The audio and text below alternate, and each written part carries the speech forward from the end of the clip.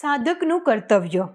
સાધકનું મુખ્ય કર્તવ્ય છે સાધન વિરુદ્ધ કાર્ય ન કરવું, અર્થાત જે કાર્ય પરમાત્મા તત્વની પ્રાપ્તિમાં બાધક હોય તેનો ત્યાગ કરવો. સાધન વિરુદ્ધ કાર્યનો ત્યાગ કરવાથી સાધન કરવું પડતું નથી, બલકે આપમેળે થાય છે. આપમેળે થવાવાળા સાધનમાં કર્તૃત્વાભિમાન એટલે કે તે કાર્ય કરવાનું અભિમાન નથી આવતું. વાસ્તવમાં સાધન સ્વતઃ સિદ્ધ છે. સાધન વિરુદ્ધ કાર્ય તો આપણે પકડ્યું છે. જેમ બાળક આપમેળે સાચું બોલે છે, પણ જ્યારે જૂઠાને સ્વીકારી લે છે એટલે કે જૂઠું બોલવાનું શીખી જાય છે, ત્યારે તેને સાચું બોલવાને માટે કોશિશ કરવી પડે છે. કોશિશ કરવામાં આવેલા સાધનથી કર્તૃત્વાભિમાન પેદા થાય છે. તાત્પર્ય એ છે કે જેમ સાધ્ય પરમાત્મા અવિનાશી છે, એમ જ સાધન પણ અવિનાશી છે. પરંતુ જ્યારે સાધક સાધનને અવિનાશી ન માનીને કૃતિ સાધ્ય પોતાની કોશિશથી કરવામાં આવેલું માની લે છે, ત્યારે પોતાનામાં કર્તૃત્વાભિમાન આવી જાય છે. જે પોતાનું નથી બલકે મળેલું છે અને વિખૂટું પડી જશે, તેને પોતાનું માનવું અને જે અનાદિકાળથી આપમેળે પોતાના છે તેને પોતાના ન માનવા સાધન વિરુદ્ધનું કાર્ય છે. તેથી સાધન વિરુદ્ધ કાર્યના ત્યાગનું તાત્પર્ય એ છે કે જે મળ્યું છે તેને પોતાનું નહીં માનવું, કારણ કે જે મળ્યું છે તે વિખૂટું પડી જશે. આ નિયમ છે. એટલા માટે મળેલાને પોતાનું ન માનીને બલકે સંસારનું જ માનીને તેનો સદુપયોગ કરવાનો છે. સાધકને જે દેશ, કાળ, વસ્તુ, વ્યક્તિ, પરિસ્થિતિ વગેરે મળે છે તેનો સદુપયોગ કરવો જોઈએ. સદુપયોગ કરવાનું તાત્પર્ય એ છે કે મળેલી વસ્તુ વગેરેને પોતાની ન માનીને બલકે અભાવગ્રસ્તોની જ માનીને નિસ્વાર્થ ભાવથી તેમની સેવામાં વાપરી દેવી. આ કર્મયોગ છે. સાધકે પોતાની જાણકારીનો આદર કરવો જોઈએ, તેને મહત્ત્વ આપવું જોઈએ. પોતાની જાણકારીને મહત્ત્વ આપવાનો આશય છે પોતાના વિવેકથી જેવું જાણ્યું છે તેવું માની લેવું અને તેવું જ આચરણ કરવું. જેમ કે કોઈ પણ વસ્તુ, વ્યક્તિ, પરિસ્થિતિ વગેરેની સાથેનો સંબંધ આપણો સંબંધ ન હતો, થશે નહીં, થઈ શકતો નથી અને હાલમાં પણ તેનાથી નિરંતર સંબંધ વિચ્છેદ થઈ રહ્યો છે. આવી રીતે સાધક પોતાને અંગત સ્વીકારે. આ જ્ઞાન યોગ છે. સાધકે એકમાત્ર ભગવાન પર જ વિશ્વાસ કરવો જોઈએ.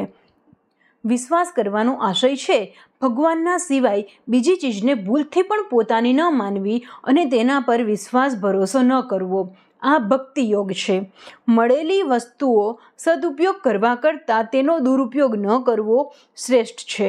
પોતાની જાણકારીનો આદર કરવા કરતાં તેનો અનાદર ન કરવો શ્રેષ્ઠ છે. ભગવાન પર વિશ્વાસ કરવા કરતાં સંસાર પર વિશ્વાસ ન કરવો શ્રેષ્ઠ છે. કારણ કે વિધિની અપેક્ષાએ નિષેધ શ્રેષ્ઠ અને બળવાન હોય છે. વિધિ સીમિત હોય છે અને નિષેધ ત્યાગ અસીમ હોય છે. વિધિમાં કમી રહી શકે છે અને અભિમાન પણ આવી શકે છે, પણ નિષેધમાં કોઈ કમી નથી રહેતી અને અભિમાન પણ આવતું નથી. જેમ કે સત્ય બોલનારો કંઈક જૂઠું પણ બોલી શકે છે અને હું સત્ય બોલનારો છું એવું અભિમાન પણ આવી શકે છે, પરંતુ જૂઠ ન બોલનારો સાવધાન સાધક જ્યારે પણ બોલશે સત્ય જ બોલશે અથવા ચૂપ રહેશે અને તેને સત્ય બોલવાનું અભિમાન પણ આવશે નહીં. જો સાધક પ્રાપ્ત વસ્તુ, પરિસ્થિતિ વગેરેનો દુરુપયોગ ન કરે તો તેને કર્મયોગ સિદ્ધ થઈ જશે, અર્થાત કંઈ કરવાનું બાકી નહીં રહે. જો તે પોતાની જાણકારીનો અનાદર ન કરે તો જ્ઞાનયોગ સિદ્ધ થઈ જશે, અર્થાત કંઈ જાણવાનું બાકી ન રહે. જો તે સંસાર પર વિશ્વાસ ન કરે તો ભક્તિયોગ સિદ્ધ થઈ જશે, અર્થાત કંઈ પામવાનું બાકી રહેશે નહીં. સાધકની ભૂલ આ જ થાય છે કે તે પ્રાપ્ત વસ્તુ, પરિસ્થિતિ વગેરેનો દુરુપયોગ ન કરીને અપ્રાપ્ત વસ્તુ, પરિસ્થિતિ વગેરેની ઈચ્છા કરે છે. પોતાની જાણકારીને મહત્ત્વ ન આપીને નાશવંતને મહત્ત્વ આપે છે અને ભગવાન પર વિશ્વાસ ન કરીને સંસાર પર વિશ્વાસ કરે છે. આ ભૂલને કારણે તેનું કરવું, જાણવું અને પામવું બાકી રહે છે, અર્થાત તેને પૂર્ણતાની પ્રાપ્તિ થતી નથી. જો સાધક પ્રાપ્ત વસ્તુનો દુરુપયોગ ન કરે તો તેનામાં પોતાની જાણકારીનો આદર કરવાની યોગ્યતા આવી જાય છે તથા પોતાની જાણકારીનો આદર કરવાની, ભગવાન પર વિશ્વાસ કરવાની યોગ્યતા આવી જાય છે.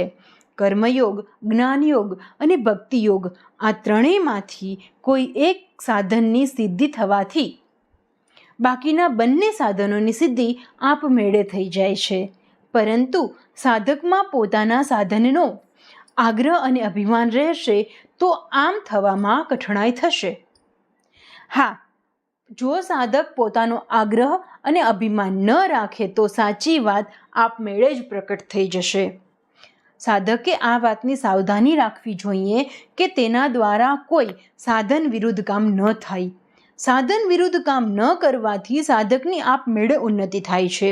તેને સાધન વિરુદ્ધ કામ કરવાથી સાધકનું આપમેળે પતન થાય છે. તાત્પર્ય એ છે કે મનુષ્યમાં ક્રિયાનો એક વેગ રહે છે. જો તેના દ્વારા ઉન્નતિની ક્રિયા નહીં થશે તો પછી પતનની ક્રિયા થશે, કારણ કે સ્થિર ન રહેવું, પ્રતિક્ષણે બદલાવવું સંસારનો સ્વભાવ છે. તેથી સાધક ક્યાં તો ઉન્નતિમાં જશે અથવા ક્યાંક તો પતન તરફ જશે. એટલા માટે સાધક કોઈ પણ જાતિ, વર્ણ, આશ્રમ, મત, સંપ્રદાય વગેરેનો કેમ ન હોય, તેને સાધન વિરુદ્ધ કાર્યનો ત્યાગ કરવો જ પડશે. અર્થાત પ્રાપ્ત વસ્તુનો દુરુપયોગ, પોતાની જાણકારીનો અનાદર અને સંસાર પર વિશ્વાસ, આ ત્રણેયનો ત્યાગ કરવો જ પડશે. સાધન વિરુદ્ધ કાર્યના ત્યાગમાં ત્રણેય ત્યાગ કરવા જ પડે છે અને તે જ સાધનની પૂર્ણતા છે. સાધન વિરુદ્ધ કાર્યના મૂળમાં શું છે? આવો પ્રશ્ન આપણે સહજ થાય છે.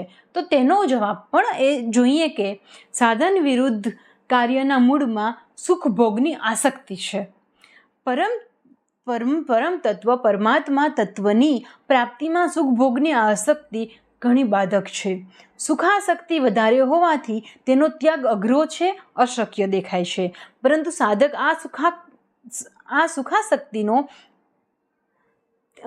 આ સુખાશક્તિને ત્યાગમાં સ્વતંત્ર છે અને વિચારપૂર્વક એનો ત્યાગ કરી શકે છે. તે વિચાર કરે છે માટે તે સુખ લેવું છે જેમાં કોઈ કમી ન હોય તથા જે કદી નષ્ટ ના થાય.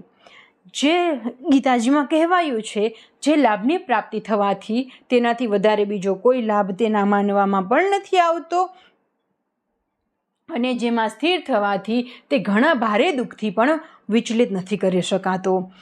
જેમાં દુઃખોના સંયોગનો જ વિયોગ છે તે યોગ નામથી જાણવો જોઈએ. એટલે હવે આપણે કોઈ પૂછે કે યોગ એટલે શું, તો તેની વ્યાખ્યા એ છે કે જેમાં દુઃખોના સંયોગનો જ વિયોગ છે. મનુષ્યમાં વિચારની જેટલી શક્તિ છે એટલી દેવતાઓમાં પણ નથી. એ વિચારતો નથી તો એ તેનો પ્રમાદ છે, અસાવધાની છે. સુખ ભોગની ભોગ્ય વસ્તુનો નાશ અને પોતાનું પતન થાય છે, આ નિયમ છે. જેમ કે રાગપૂર્વક ધનનો ભોગ કરીએ છીએ તો ધનનો નાશ થાય છે અને પોતાનું પતન કરીએ છીએ. પોતાનામાં ધનનું મહત્વ, કામના, લોભ, આસક્તિ, જડતા, ગુલામી વગેરે આવવું જ પોતાનું પતન છે. રાગપૂર્વક ભોજન કરીએ છીએ તો અન્નનો નાશ થાય અને પોતાનું પતન કરીએ છીએ. પોતાનામાં ભોજનની આસક્તિ વધવી જ પોતાનું પતન છે. સાંસારિક સુખભોગનું તો કહેવું જ શું છે. સાધનજન્ય સુખનો ભોગ કરવાથી પણ સાધકનું પતન થઈ જાય છે. જેમ કે ત્યાંથી જે શાંતિ મળે છે એ શાંતિનો ઉપભોગ કરવાથી તે ત્યાગ નથી રહેતો અને સાધકનું પતન થઈ જાય છે. કારણ કે સાધનજન્ય સુખના ભોગથી મરેલો અહંકાર પણ જીવતો થઈ જાય છે. અર્થાત વ્યક્તિત્વ જાગૃત થઈ જાય છે અને દૃઢ બની જાય છે, જે મહાન અનર્થનો જન્મ મરણનો હેતુ છે.